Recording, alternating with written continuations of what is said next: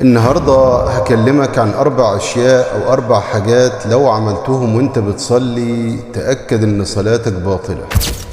والأشياء دي سبحان الله العظيم يقع فيها كثير من الناس للأسف الشديد، ويظنون أن صلاتهم مقبولة والأمور تمام وأن ربنا سبحانه وتعالى قبل منهم الصلاة وما فيش أي مشكلة، ولا يلتفت إلى ذلك. تبطل الصلاة بأحد أمرين: بفعل ما يحرم فيها وبترك ما يجب فيها. إما أن أنت تعمل أشياء محرمة في الصلاة فتبطل صلاتك، أو أن أنت تعمل أشياء تترك أشياء كان المفروض تعملها في صلاتك، فكلتا الحالتين تبطل صلاتك.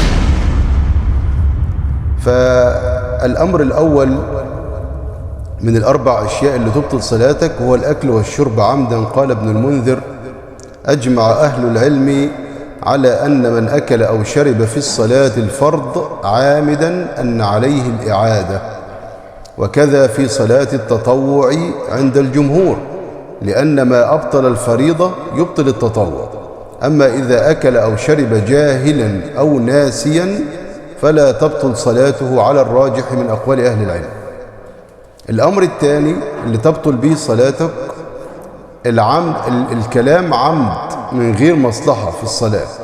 فعن زيد بن أرقم قال: كنا نتكلم في الصلاة يكلم الرجل منا صاحبه وهو إلى جنبه في الصلاة، حتى نزلت: وقوموا لله قانتين، فأمرنا بالسكوت ونهينا عن الكلام. رواه الجماعة.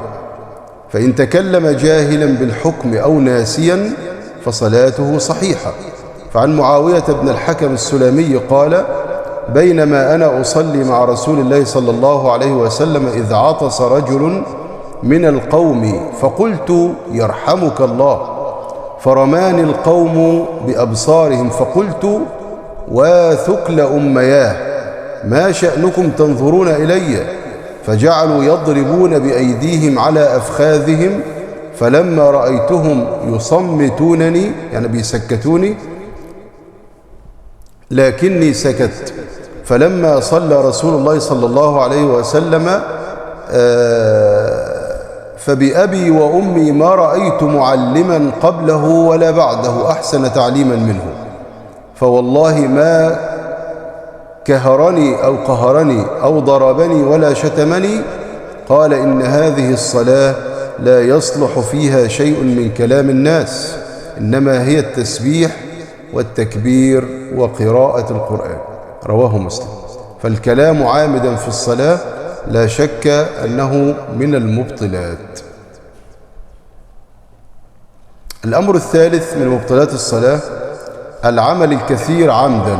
قال النووي: إن الفعل الذي ليس من جنس الصلاة إن كان كثيرا أبطلها بلا خلاف، وإن كان قليلا لم يبطلها بلا خلاف. هذا هو الضابط. ثم اختلفوا في ضبط القليل والكثير على 4 أوجه، إلى أن قال: والرابع هو الصحيح المشهور، وبه قطع المصنف والجمهور، أن الرجوع فيه إلى العادة، فلا يضر ما يعده الناس قليلا، كالإشارة برد السلام مثلا، وخلع النعل مثلا، ورفع العمامة ووضعها، ولبس مثلا خف ونزعه، وحمل صغير ووضعه، ودفع مار، ودلك البساط في ثوبه وأشباه ذلك. وأما ما عده الناس كثيرا كخطوات كثيرة متوالية وفعلات متتابعة فتبطل الصلاة بها. يعني مثلا واحد طول الصلاة عمال مثلا يمسك في لحيته كده أو يلعب في ثوبه طول الصلاة من أولها إلى آخرها، هذه تبطل صلاته. واحد مثلا مرة أو مرتين وخلاص فلا تبطل صلاته، لأن هذه هي العادة. أما الحركات الخفيفة كتحريك الأصابع في سبحة مثلا أو حكة أو حل أو عقدة مثلا، فالصحيح أن الصلاة لا تبطل وإن كثرت متوالية، لكنه يكره في الصلاة كثرة الحركة. الشيء الرابع الذي يبطل صلاتك الضحك في الصلاة، وهذه تحدث كثيرا. نقل ابن المنذر الإجماع على بطلان الصلاة بالضحك. قال النووي: وهو محمول على من بان منه حرفان، يعني وانت بتضحك ضحكتك تكون عبارة عن حرفين. وقال أكثر العلماء لا بأس بالتبسم وإن غلبه الضحك ولم يقوى على دفعه فلا تبطل الصلاة. يعني واحد يعني مثلا إيه حدث أمر وهو بيصلي فغصب عنه ما قدرش يمسك نفسه عن الضحك فضحك فلا تبطل صلاته إن كان يسيرا، وتبطل به إن كان كثيرا، عمال يضحك وطول مثلا فتبطل صلاته بطول ضحكه. كذلك يعني تبطل الصلاة أيضا بترك ما يجب فيها، فمن ترك ركنا أو واجبا من واجبات الصلاة وأركان الصلاة عمدا وبدون عذر بطلت صلاته، لما رواه البخاري ومسلم أن النبي صلى الله عليه وسلم قال للأعرابي الذي لم يحسن صلاته ارجع صل فإنك لم تصلي. والواجب إن تركه ساهيا عن سجدة عنه يعني يسجد سجدتي سهو. أما الركن فلا بد من الاتيان به، يعني مثلا واحد إيه بدل ما يسجد سجدتين سجد واحدة بس، نقول له إيه تأتي بركعة كاملة ثم تسجد سهو.